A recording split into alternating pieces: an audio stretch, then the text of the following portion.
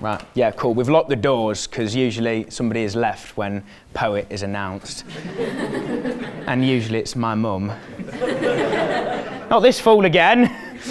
Right, yeah, I'm a poet. I don't think anything else needs explaining. I'm going to get straight into my first poem, which is called My Poetry, which I think explains it all.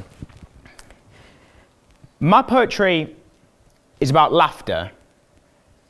My poetry is about fun. My poetry is getting faster under the hot, hot sun. My poetry is about love. My poetry keeps it cool.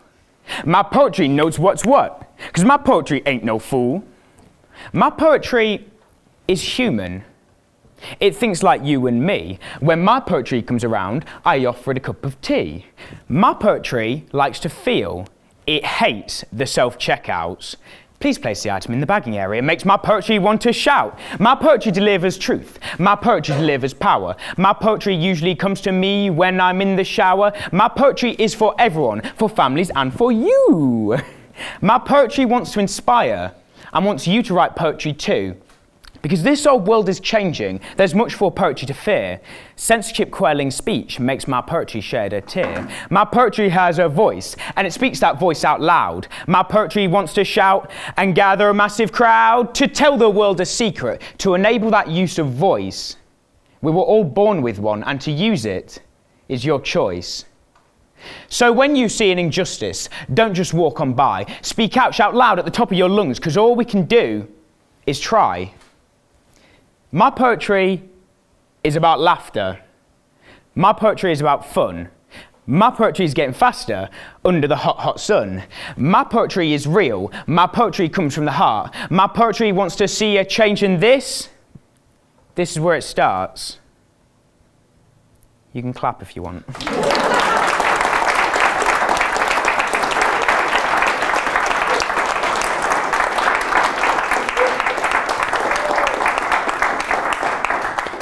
Thank you very much. I'm going to go straight into my next poem, which is called Jeremy Kyle versus the Problems of the World. It's because of copyright issues. In tonight's episode of Jeremy Kyle, we're going to be looking at some of the key issues gripping modern teenagers. Sexism in schools, homophobic bullying and global warming. Stay tuned because we're going to be putting these issues under fire. All right then, our first guest has been accused of hiding in modern society under the pretense of being abolished. Sexism is on the Jeremy Kyle Show, everybody.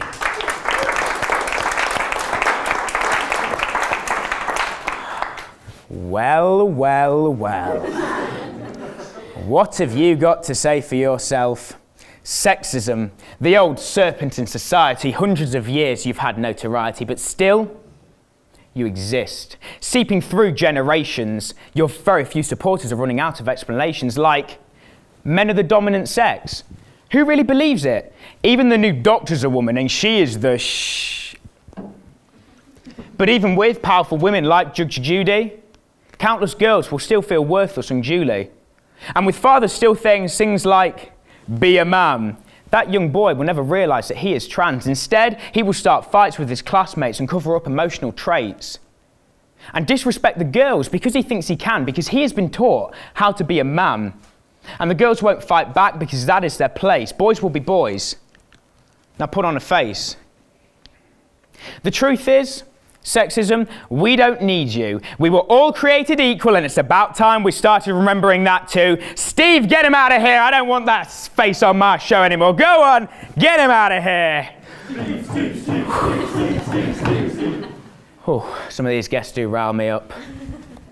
Homophobia is on the Jeremy Kyle Show, everybody.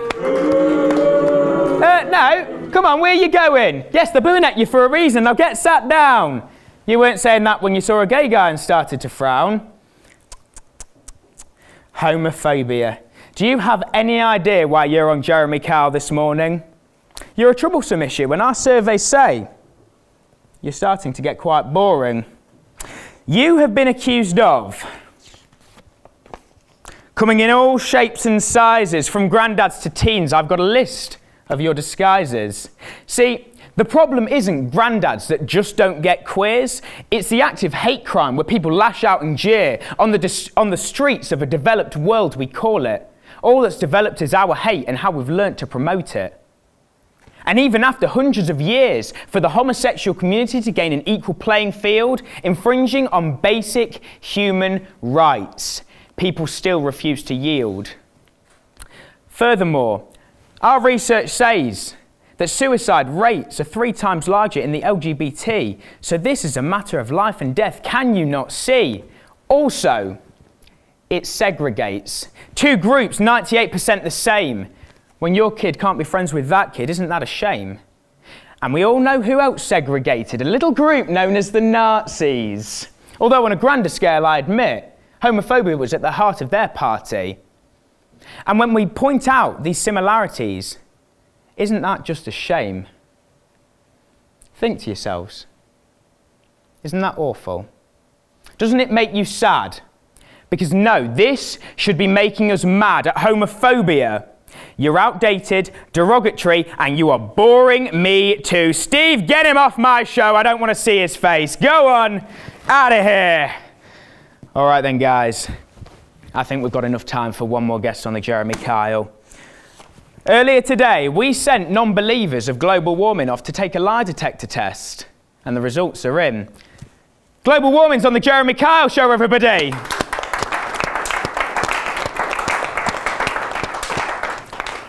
We asked your non-believers if they truly don't believe in you.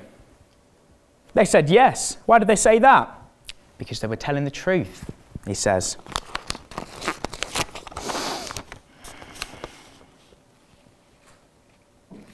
They were absolutely lying. Thank you very much for watching the Jeremy Kyle show, everybody.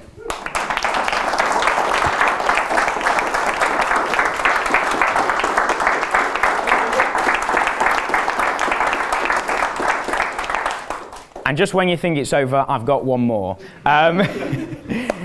Door's still locked, fab.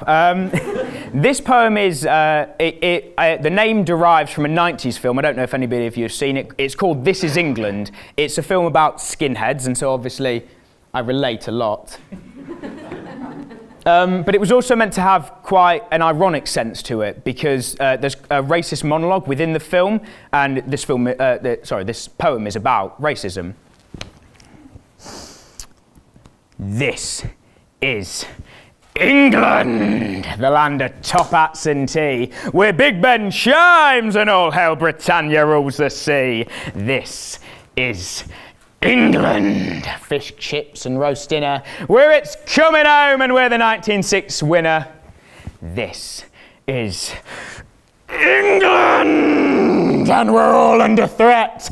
The foreigners are invading and we just can't let.